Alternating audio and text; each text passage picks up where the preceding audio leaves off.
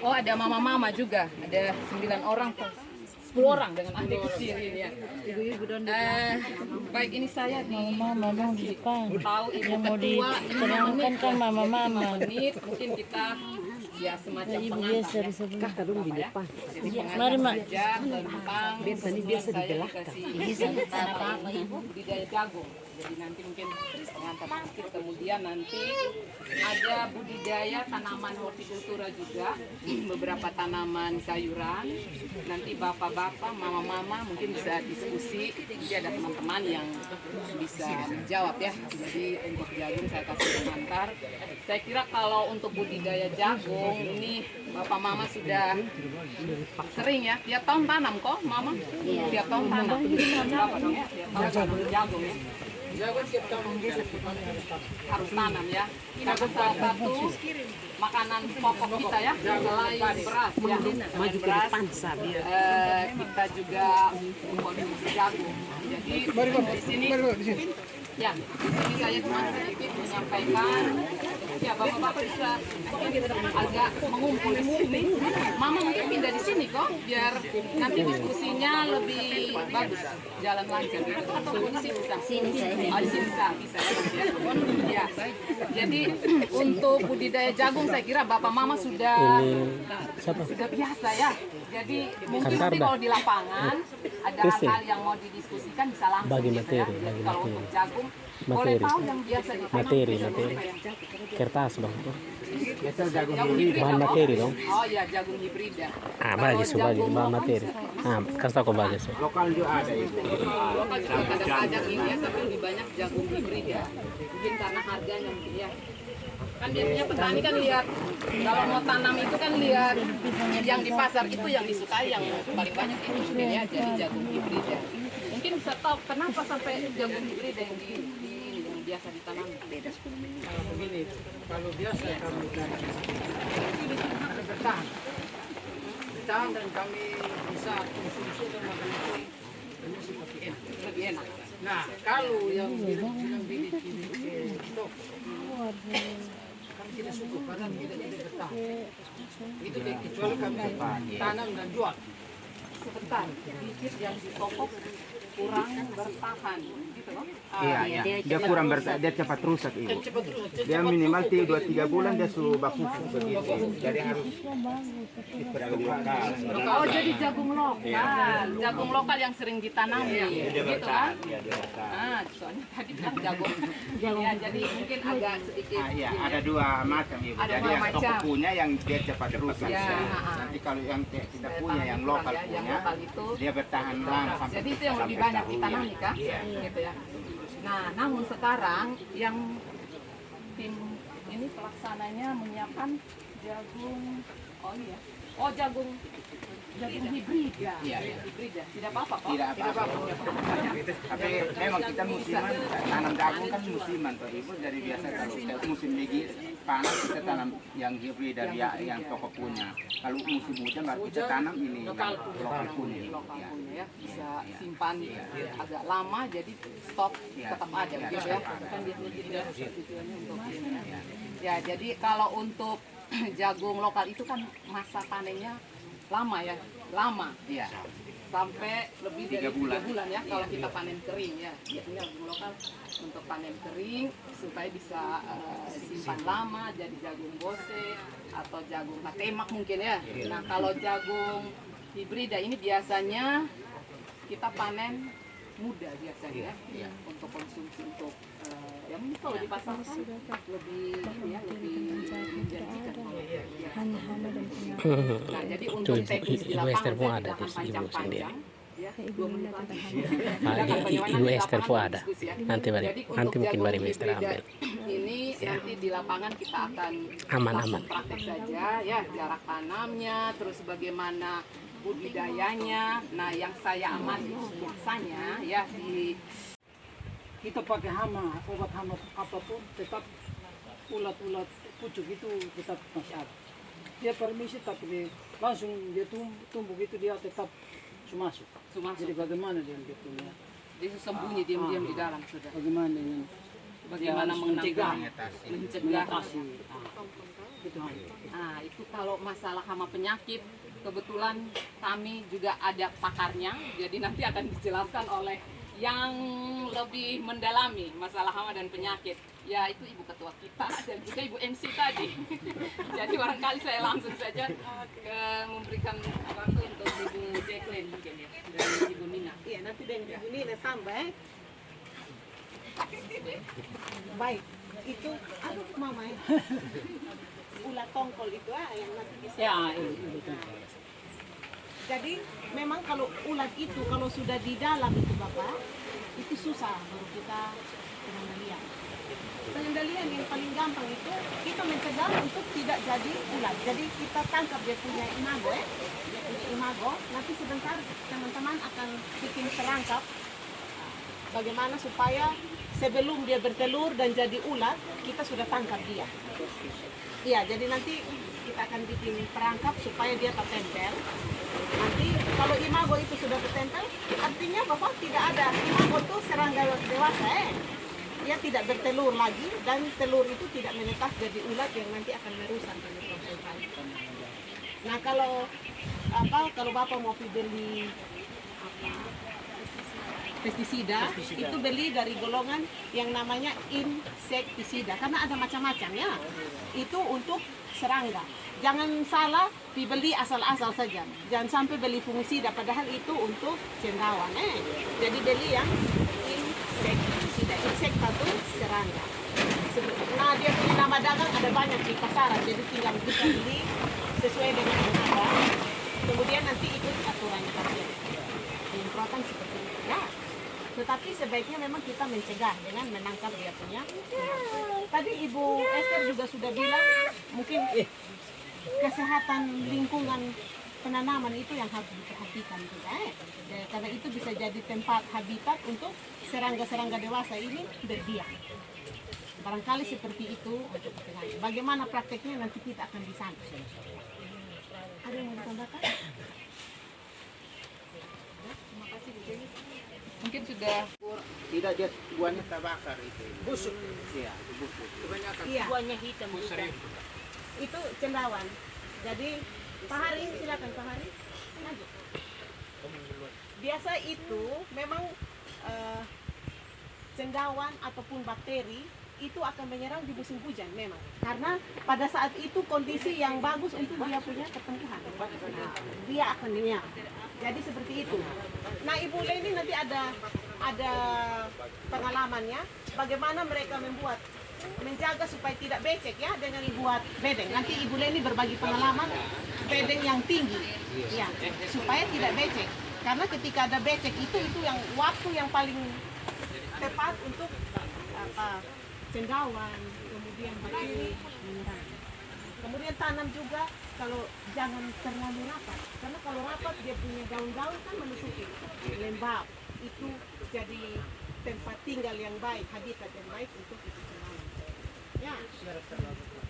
Kemudian kebanyakan kalau jatuh tuh ya karena lalat buah, kita akan bikin perangkap lalat buah juga, ada bawah itu supaya bisa tangkap itu tidak sampai merusak kita punya lombok, tomat, ya.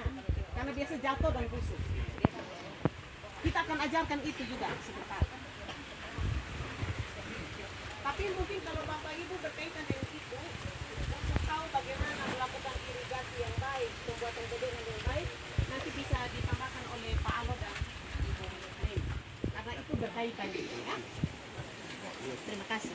baik, terima kasih Ibu Jacqueline. Jadi sudah dijelaskan oleh Ibu itu ya. Nah itu barangkali salah satu penyebab karena terlalu padat yang tadi Ibu Jacqueline bilang itu kondisi di bawah daun-daun itu akar tanaman itu terlalu rapat sehingga kondisinya lembab. Jadi mungkin kemungkinan itu.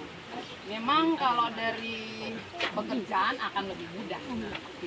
Cuman kalau kita mau kelihatan kan bertani ini kan sebetulnya seni ya bapak-bapak ya, bukan hanya orang di bidang yang lain-lain yang seni, bertani itu juga harus seni. Jadi kalau misalkan mau tanam sayur, kalau bayam oke ya, kalau tanam sayur ada baiknya kita pakai jarak tanam ya supaya lebih rapi dan kondisi tanaman kita akan lebih baik ya, matahari bisa langsung tembus ke semua tajuk tanaman, kemudian hama penyakit juga akan berkurang. Artinya kita minimalkan resiko-resiko itu. Ya, jadi itu pengalaman tadi dari sana yang kebetulan nyambung. Jadi saya langsung ingat aja. Barangkali ada lagi mama mungkin ada yang mau didiskusikan pengalaman di kebun barangkali. Halaman 1 dan halaman 2. Ini halaman 1 dan halaman 1 gimana? Beta salah kas masuk itu satu.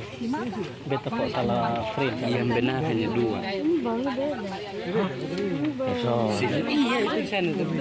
Yang semua itu halaman 1 dan 1 ini, bukan 1 dan 2. Berarti beta kerja tadi malam sih. Sonde. Itu ada di sana. 2 sen benar. Jadi mengenai pengendalian hama penyakit itu nanti salah satunya Besok yakin Bapak Ari. Nah itu ya, nanti kita akan praktekkan bagaimana membuat perangkap untuk minimalkan Sonde itu. serangan lalat buah ya. Kemudian tadi terkait dengan kesuburan tanah. Sonde. Memang ada yang salah, yang lain benar. Jadi terkait dengan yang tadi saya bilang tanah itu supaya sehat, nanti kita akan praktekkan membuat pupuk organik padat. Sudah betul. Kemudian ada bikin pupuk organik cair. Nah, kalau untuk sayuran bapak-bapak tadi yang Ibu Tegrin sampaikan, sayuran daun itu umur panennya sangat singkat ya, mama ya. Jadi alangkah baiknya kita hindari yang namanya kimia itu ya, karena umur panennya singkat. Kalau kita pakai pestisida kimia itu akan memberi dampak negatif bukan hanya ke tubuh kita tetapi juga ke lingkungan. Nah, nanti kita akan belajar bagaimana membuat pupuk organik cair, organik ya, pupuk dan pupuk vokasi. Nah, itu akan membantu khusus untuk sayuran daun itu sebaiknya pakai yang organik. 2 minggu di Semayan, 2 minggu lagi di Bedengan kita langsung panen, jadi sangat singkat. Jadi sebisa mungkin jangan pakai tambah-tambah. Biasanya petani itu kalau biar kangkungnya begitu besar tumbuh langsung siram urea, itu kurang baik. Kualitasnya juga kurang baik, juga kurang baik untuk tubuh kita ya, pakai yang kimia itu ya.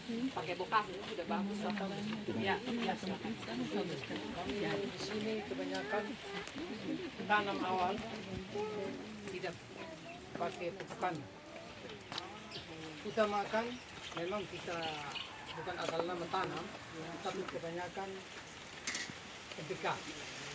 Sebelum tanam, kami hambur haluan NPK dan harus berbunyi. Jadi karena NPK atau P saja? perkembangan maksud begini, perkembangan ini, Berarti P. perkembangan tumbuhan ini agak cepat dan ini subur langsung. Itu langsung subur seperti itu ya. makanya yang kita selalu alami hama-hama itu apakah dari awal yang sebelum kami tanam kami salahnya buang pupuk merah dan lontok atau bagaimana? Jadi saya konfirmasi, jadi Bapak tidak pakai pupuk misalkan tanda, tidak ya? Vokasi pernah? Vokasi pernah, tapi karena selalu kami Langsung dengan NPK merah. pupuk kimia ya. Kalau kita sebutnya pupuk anorganik atau pupuk sintetik gitu ya. Itu untuk sayuran-sayuran juga Pak? Sayuran daun. Manis. Oh ya.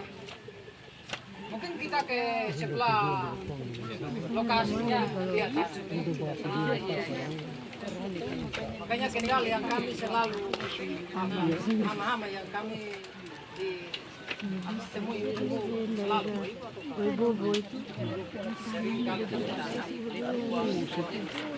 Ya, jadi itu semua nanti kita akan jawab dengan bagaimana membuat pupuk.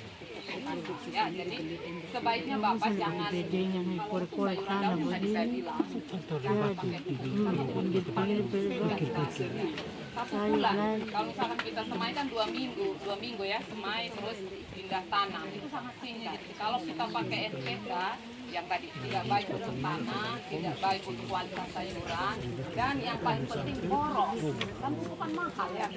Nah, kalau kita sudah tahu cara bikin pupuk kasih organik, yang dicair padat, ya kita bisa mengurangi. Artinya tidak dihilangkan sama sekali, tapi mulai perlahan-lahan kita pakai yang aman di dompet, aman untuk lingkungan, aman untuk tubuh dan ya untuk kesehatan kan ya gitu. Ya, tadi kita ada diskusi, saya sempat dengar yang di kangkung ya Bapak ya? Yang putih-putih babiji itu toh, putih-putih babiji itu kutu, itu daun yang menyebabkan itu.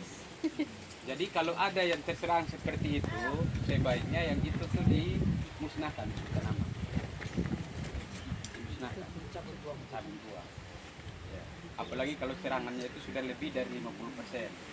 Kan nanti dari daun itu kan hampir 50% dari jumlah daun di setiap batang itu kena itu. Iya, desaturasi. Ya. Ada yang pengendalian pakai bahan kimia, tetapi kalau kami mau menganjurkan bahwa penggunaan bahan kimia itu untuk semua komoditi nanti itu alternatif terakhir. Jangan pakai dia pertama. Jangan pakai dia pertama karena sebenarnya kita punya potensi bahan-bahan lokal di sini. Nanti sebentar kita diskusikan. Kita bisa buat jebakan, kita bisa buat kerangkap untuk tangkap itu hama-hama semua. Jadi kutu itu kalau yang di kejadian di apa tadi kangkung itu dia yang isap di situ. Ya, akhirnya itu daun itu mengkerut di situ. Ya, kan kita raba dia agak keras di babiji itu apa? Nah, seperti itu. Jadi kalau ada yang seperti itu sebaiknya bisa dihilangkan kalau sudah terserang. Pengendaliannya tadi saya bilang kita pakai bahan kimia, jangan pakai bahan kimia. Alternatif terakhir itu hitung jual kangkung dengan beli bahan kimia lebih mahal sih. Jangan sampai ketemu perkara ayam tapi ikan. Itu Bapak.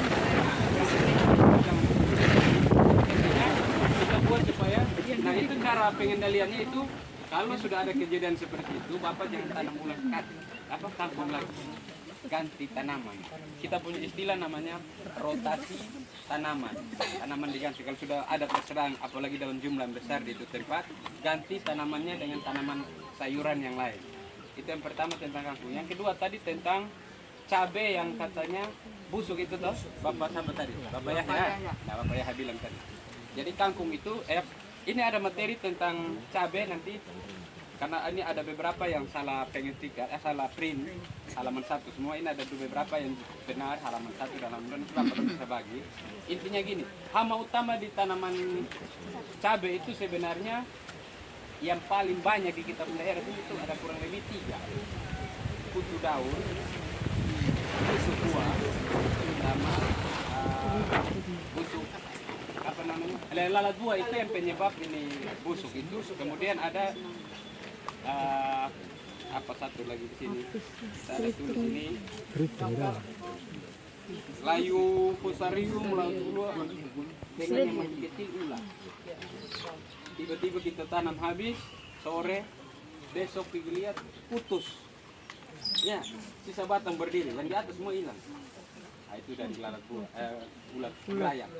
Nah kalau ulat gerayak itu pengendaliannya waktu diolah jangan langsung tanam, kasih tengah di matahari dulu itu tanah yang sudah digarap, kasih tengah supaya penyebab penyakit semua yang ada di situ, entah itu bakteri, jamur ataupun ulat-ulat itu dia punya telur rusak semua di situ. Jadi waktu kita tanam tidak ada lagi. Itu yang pertama. Yang kedua kalau untuk lalat buah itu nanti sebentar kita akan praktek cara pembuatan perangkapnya. Jadi sebenarnya lalat buah itu terjadi, busuk di buah itu terjadi karena ada namanya lalat buah yang datang di kita punya tanaman buah, apa namanya, buah cabai itu betinanya. Jadi dia datang, dia kasih masuk dia punya telur di dalam. Nanti di telur ini yang berkembang untuk jadi ulat di dalam sehingga kasih rusak itu buah. Ya, jadi nanti kita pengendaliannya itu pengendalian terhadap lalat buah itu. Nah, karena yang meletakkan telur itu ada. Nanti kita istirahat dulu. Ada 2. Oh, mungkin Mama dong mau diskusi apa lagi? Biar sambil Nah itu nanti kita langsung Yang kecap itu kasih biasa catat. supaya